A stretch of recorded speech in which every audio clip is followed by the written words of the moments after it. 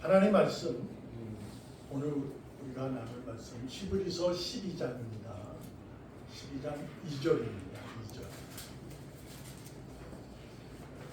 우리가 다 같이 한 절이니까 읽어보겠습니다.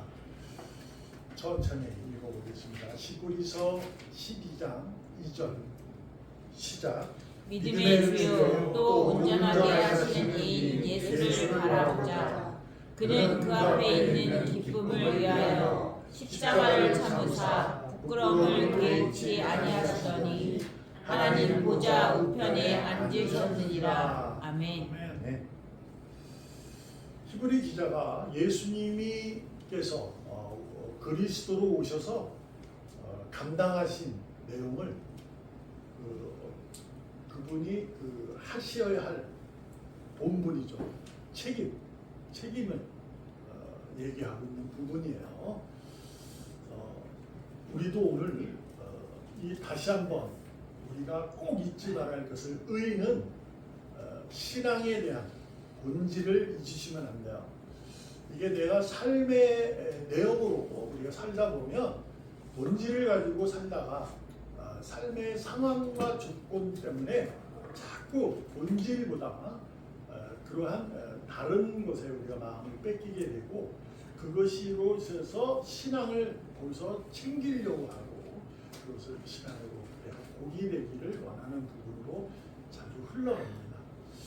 그러나 예수님께서 하나님이 우리의 성경을 주셔서 우리에게 늘 하시는 말씀은 이 말씀이에요. 주 예수 그리스도가 너의 그리스도라. 그분은 너를 위해서 죽었다. 그리고 살아나셨다. 너도 살아난 자다. 그러니 거룩해라. 온전하라. 이렇게 하시는 말씀이 성경의 시작이고 끝입니다. 그거 외에는 우리가 삶의 내용 속에서 현실을 얘기했을 때 일어나는 일들을 통해서 우리가 신앙이 자꾸 바뀌거나 그러시면 안 되는 거예요. 그래서 우리가 누군가의 간증을 통해서 우리가 그 간증의 내용을 입었을 때 우리가 그것도 또한 우리 스스로가 자정할 수 있는 스스로 이렇게 해결할 수 있는 그래서 본질로 돌아가려는 그러한 것을 해야지 자꾸 그 간증에 의해서 우리도 거기에 이제 휩쓸려 가다 보면 엉뚱한 길을 가게 됩니다. 교회를 찾아다니게 되고 역사를 일어나는 분들을 찾아가게 되고 그러다 보면 엉뚱한 곳에 발을 집어넣게 되고 자주 움직이게 되죠. 하나님은 작으나 크나 소년이나 노인이나 여자나 남자나 그가 부자나 가난하거나 아무런 상관없습니다. 그것에 의해서 살아가는 우리를 사랑하고 은혜 베풀고 그러시는 분이 결코 아닌 거예요. 오늘 본문 속에서 우리가 찾을 수 있어요. 그는 그 앞에 있는 기쁨을 위하여라는 겁니다. 그는 누굽니까? 예수님이에요. 그리스도. 그래서 그 앞에 있는 기쁨이 무엇일까라고 했을 때 예수님이 그 앞에 있는 기쁨 그것이 바로 여러분과 저의 생명을 말하는 겁니다. 우리의 생명을 위해서 여러분과 저의 생명을 위해서 이것을 우리라는 개념 속에서 나로 바꾸면 너무 기쁜 거예요. 단지 나를 위해서 나에게 기쁨을 위해서 내가 생명을 얻는 것이죠.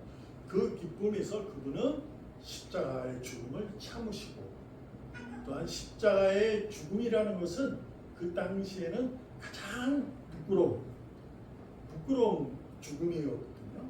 그것을 개의하지도 않고 신경도 안 씁니다. 그냥 죽으신 거죠.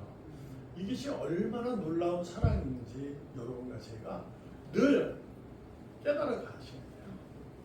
이것을 놓치면 안 돼요.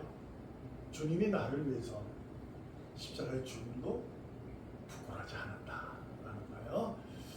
놀라움이 뭐예요? 그 기쁨이 결국 우리를 위해 생명을 주셨는데 하나님 보좌 우편에 앉으셨다라고 얘기를 해요. 그것은 뭐예요? 지금도 그분은 우리를 위해서 우리의 기쁨을 위해서 그분은 일하신다 그 얘기예요. 아멘. 왜냐면 우리가 이렇게 형편없거든요. 저도 형편없어요. 제가 목사인데 목사인데 남들 그렇지 않아요. 저도 인간이다 보니 인간은 인간의 냄새가 나는 거거든요. 그래서 하나님은 늘 그리스도로 우편에 앉아 계셔서 나를 이렇게 만지시고 어루만지시고 고쳐주시고 이렇게 깨우셔가면서 일하시는 거예요. 그것을 우리가 놓지 말고 제목이 죽어라 살자예요. 좀 과격하게 들립니다. 죽어라 살자. 그것은 뭐 당연한 거예요. 왜 그럴까요? 주님은 죽어라 살았거든요. 여러분과 저를 위해서. 그분은 자신의 인생은 다 죽거든요.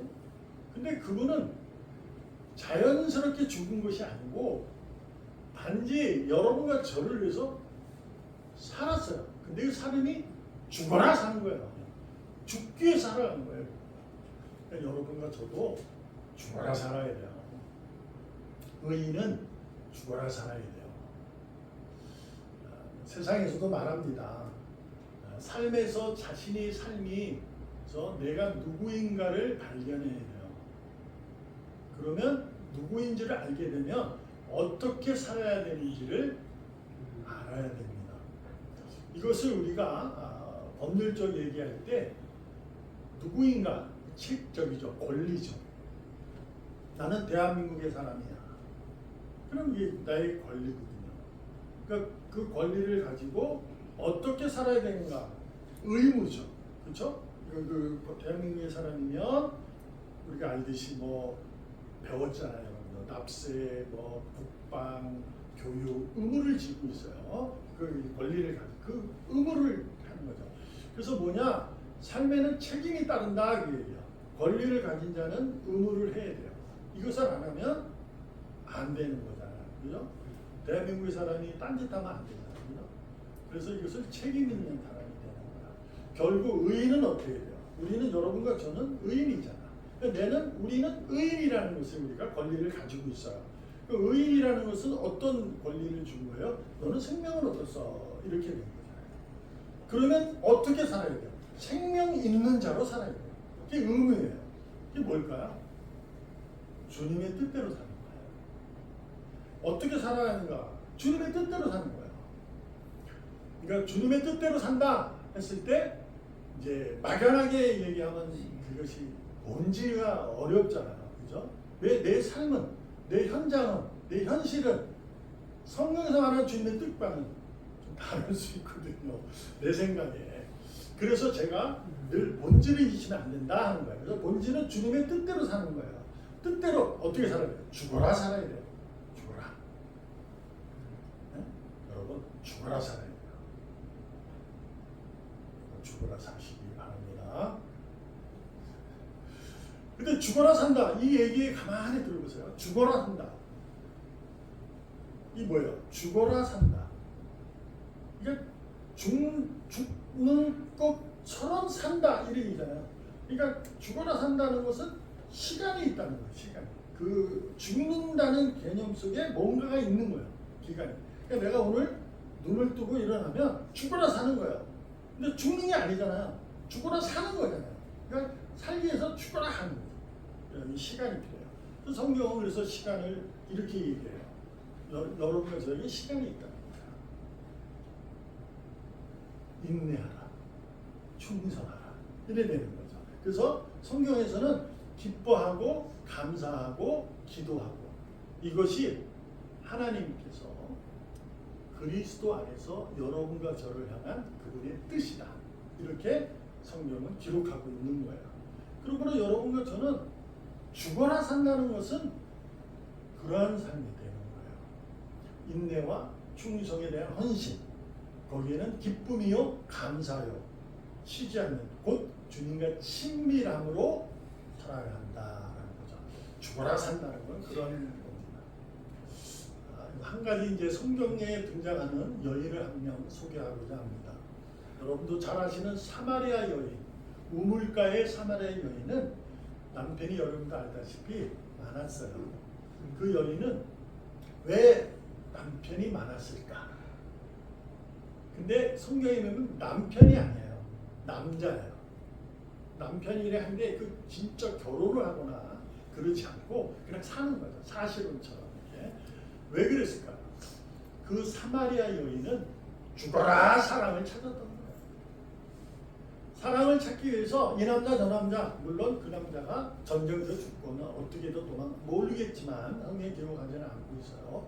그러나 여러 남자가 있었던 것을 성경에서 우리는 알고 있어요. 왜 그랬을까? 그는 사랑을 찾았던 거예요. 사랑을.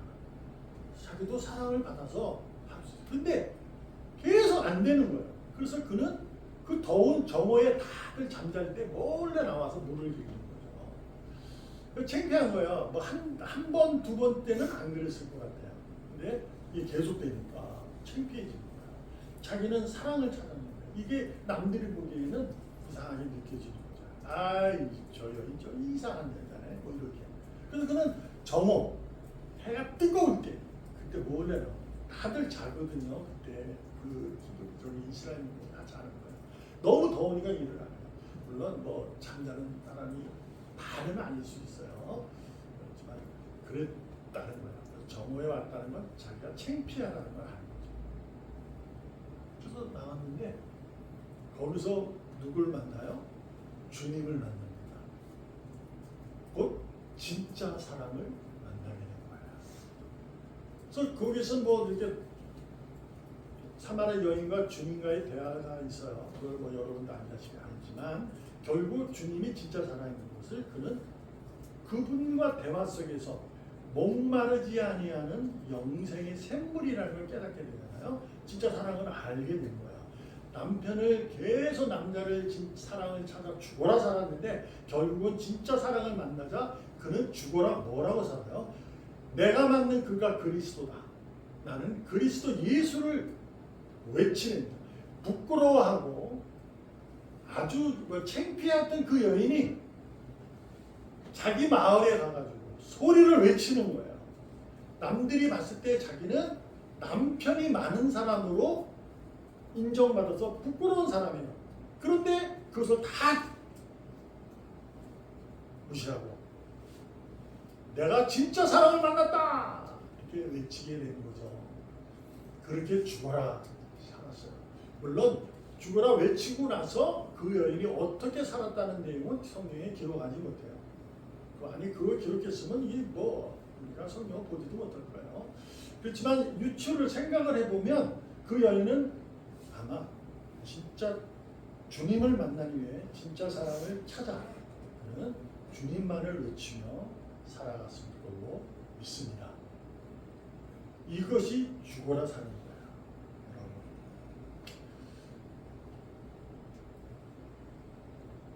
시편 1편 1절 2절입니다.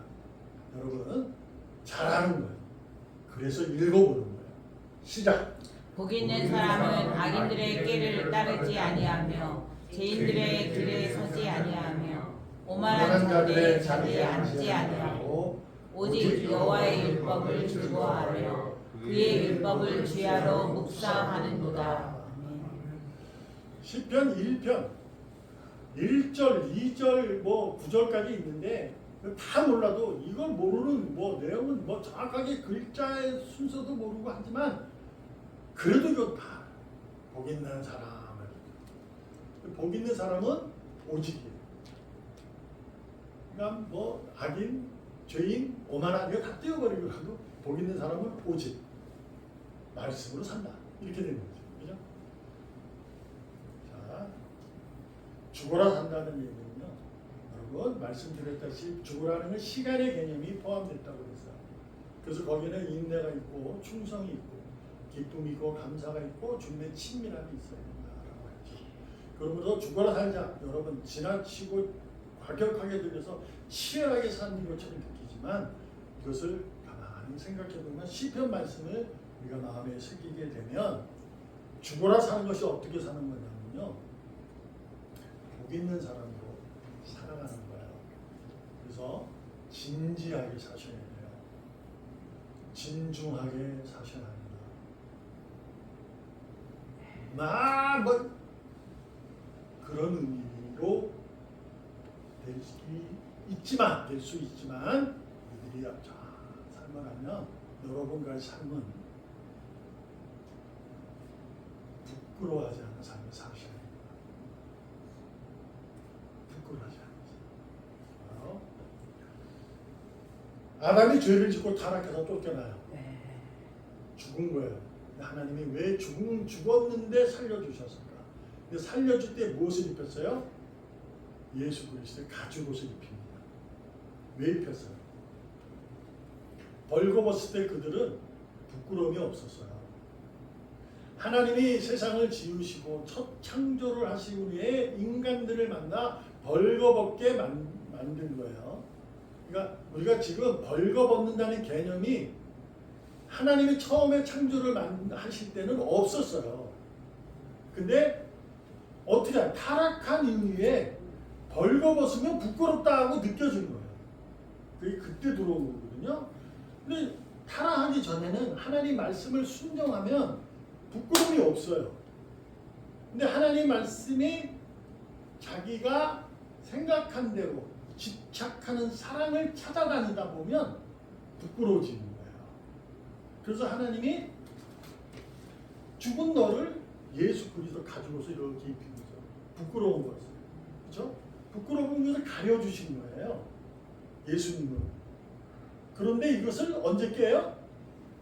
그분이 오셔서 십자가에 참고 부끄러움을 개의치 아니하시고 그분은 당신이 여러분과 저를 위해서 죽으신 거죠. 여러분과 저는 부끄러운 삶을 살지 않는 거예요. 그렇다고 떨고벗고 다니라는 얘기가 아니에요. 자, 옷을 입고 있는 거예요. 근데 뭐예요? 이것을 우리가 은유적 표현인데 우리가 한번 생각을 해보면 어떤 것이다? 죽어라 사는 거예요. 어떻게? 뒷일하면서 삶이 나를 외롭게 해도 참을 수 있는 거예요. 왜요? 십자가를 참으신 주님이 계시잖아요. 나를 위해서. 그분은 부끄러움을 개의치 않았어요. 나를 위해서. 그래서 내가 삶의 현장 속에서 일어나는 일들, 내가 계획하고 있는 일조차도 여러분 부끄러워하시면 안 돼요. 왜 그럴까요? 하나님 보좌 우편에 앉아 계시잖아요. 그분은 여러분과 저를 십자가에서 죽으심으로 우리를 살려주셨지만 그럼에도 불구하고 지금도 여전히 우리를 사랑하시는 거예요. 곧 살려주시는 거예요. 여러분과 제가 죽을까봐, 네? 사망에 이를까봐 살려주기서 우편 보좌에 앉으셔서 우리를 중보하시는 거예요. 그래서 이렇게 말씀하는 거예요. 너는 복 있는 사람이야. 내가 너와 함께 하니까 난 너를 지켜보고 있는 거야. 그럼 너는 복 있는 사람이거든. 그러니 너는 어떻게 해야 돼? 악인들의 꾀에 따르지 마라. 죄인들의 길에 서지 마라. 오만한 자들의 자리에 앉지 마라. 이렇게 말씀하세요. 그럼 여러분과 제가 숙제가 뭐예요? 악인들의 꾀, 죄인들의 길, 오만한 자리. 그게 어디예요? 그게 어떤 길이에요? 그게 어떤 꾀예요? 뭐예요? 여보라고 그랬죠, 그죠? 이 버릇이 돼서는 그러긴 해요. 근데 봐봐요. 악인들의 꾀, 죄인들의 길, 오만한 자들의 자리 어디? 여러분 어디예요? 우리는 이제 생각해보면 세상이 어디? 세상 이렇게 그죠? 근데 여러분 세상에 살잖아. 그렇지 않아요? 그러면 어떻게 해야 돼요? 이게 우리의 숙제예요. 그러니까 성경은 이렇게밖에 얘기를 못 해주는 거예요. 인간을 통해서 말하는 거니까 성경이 하나님의 계획이 뭘까? 그렇죠? 그런데 그 답을 주는 거예요. 그게 뭐냐? 오직 여호와의 율법을 즐거워하고 그의 율법을 지혜로 묵상한다. 이렇게 얘기하는 거죠. 결국 악인들의 꾀를 따르지 않는 것은 말씀을 따르는 것이고 죄인들의 길에 서지 않는 것도 말씀을 묵상하는 것이고 오만한 자들의 자리에 앉지 않는 것도 말씀으로 살아가는 것이고 이게 답이잖아요. 이거를 모르는 여러분과 제가 있어요? 없다니까 세상에. 세상 속에 우리는 말씀으로 살아가야 한다는 걸 안다고요. 근데 우리가 언제 착각을 하느냐? 내 삶의 현실에서 닥치면 이걸 잃어버려요. 잊어요. 그래서 이 악인들의 꾀, 죄인들의 길, 오만한 자들의 자리는요. 여러분과 저의 선한 생각들이에요. 나의 생각들, 여러분의 지식들. 이거는 세상을 말하는 게 아니라 여러분과 저희를 말하는 거예요. 하나님이 나를 이끌고 가고 계시는데 그 길을 현실 속에서 이끌어 가는데 내 생각이 거기에 힘들면 들어가게 돼요. 그래서 아프면 병원에 찾아가듯 그거는 잘못 아니잖아요. 아파서 병원 가는 게 잘못이에요? 아니잖아요. 근데 어디를 가요? 특별한 데를 가야 하는 거예요. 다른 곳을 찾아다니고. 알잖아요. 요새 보면 제가 너무 부끄러워서 말도 못하겠어요. 목사님들은 너무 많은 짓거리들을 해가지고. 내가 하는 길이, 내가 하는 의지가, 내가 하는 일들이 선하다고 느끼는 거. 그게 악인들의 꾀에 빠진 것이고 죄인들의 길에 서고 있는 것이고 오만한 자들의 자리에 앉아 있는 것입니다. 우리는 성경을 읽고 교회에 다니면 이런 부정적인 마음은 나는 아니고 저 밖에 있는 사람으로 이해하는데 전혀 아닙니다.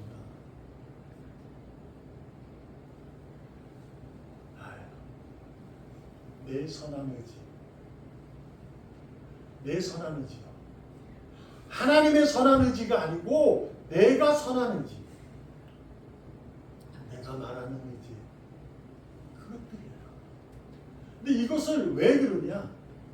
2절 말씀을 즐거워하고 말씀을 주야로 묵상할 때는 이 내 선한 의지가 없어져요. 말씀으로 내 의지를 갖게 되니까. 그래서 말씀을 따르라는 거예요. 그러면 죽어라 사는 것은 뭐냐? 인내하고 충성하는 게 뭐냐? 그거라고요. 내 선한 의지를 내려놓는 거예요. 내 생각을 내려놓는 거예요. 내 계획을 내려놓는 거예요. 그렇다고 아무 짓도 하지 말라는 게 아니고요. 내가 내려놓고 있는 선한 의지, 내가 내려놓은 내 계획, 이것을 내려놓고 어떻게 한다? 말씀에 의해 내가 그 길을 걸어가고 그 삶을 살아가는 거예요. 그러면 하나님이 어떻게 한다? 내가 너를 이끌어 갈 것이다. 이렇게 성경은 말하고 있습니다. 그러니까 주님의 친밀한 율법, 말씀에 대한 내용을 말씀을 따르는 삶이란 내 삶의 모든 것을 그분이 일하신다는 것을 인정하는 거예요. 범사에 인정하라. 범사의 그를 인정하면 너는 복을 받는다. 이렇게 얘기하잖아요. 그리고 너희 계획이 있지? 계획을 버려. 라는 내용이야. 네가 계획을 하면 마음에 심은 계획을 내가 이끌어 갈 것이다. 이 발걸음을 내가 옮겨줄게 하는 거예요. 그래서 우리는 여러분과 제가 내게 겪은 그 현실 속에서 무엇을 찾는 거죠? 죽어라 사는 것이 참아내는 거예요. 그래서 뭐 해야 돼요? 기도하셔야 돼요. 충성이 뭐예요? 찬송하는 거죠. 그 기뻐하고 감사하는 게 뭘까요?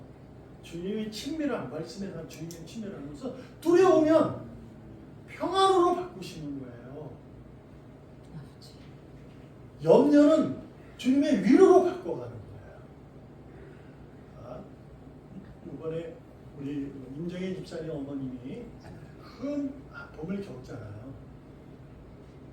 순간에 임정희 집사님이 따님으로서 얼마나 마음이 아팠겠어요. 곁에 계신 분도 아니고 가까이 계신 분도 아니고 멀리 계시는데 그게 얼마나 마음이 아팠겠어요. 그러면 당황하게 돼요, 사람이. 그가 믿음이 있든 없든 그건 상관없어요. 누구나 그러는 거예요. 이것을 우리가 놓지 말자. 여러분과 제가 그것을 놓지 말아요.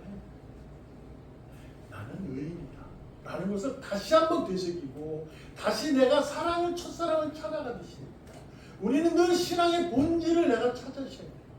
찾아가야 돼요. 그때 그것을 알게 돼요. 본질을 찾을 때는 뭐가 필요하냐? 인내는 길어가는 시간이 있잖아요. 그 죽어라 하고 산다는 것이 바로 참아내는 거예요. 사랑은 어떻게 한다? 애끓는다. 속 안에 있는 그것이 끓어오르는 듯한 아픔을 누르고 이겨내는 사람. 애끓는 사람. 죽어라. 두려움은 여러분 평안으로 바꾸시기를 바랍니다. 이것이 바로 죽어라 사는 신앙인의 진지함이요 중진중함입니다. 그래서 기도하고 주님 이 사실 속에서 내가 감당해야 할 것이 무엇인가요? 라고 하는 하나님 안 해주시거든 환장하는 거예요. 그래서 우리가 더 흔들리는 거예요. 그럴 때 어떻게 해야 돼요? 하나님의 우리를 신앙의 공동체로 묶으신 거죠. 그래서 서로 협력하고 서로 나누고 가는 거예요. 그래서 하나님이 원하시는 교회는 주님의 사랑으로 이루어진 그들 서로 간에 하나님의 의지로 협력해 나가는 교회임을 믿습니다.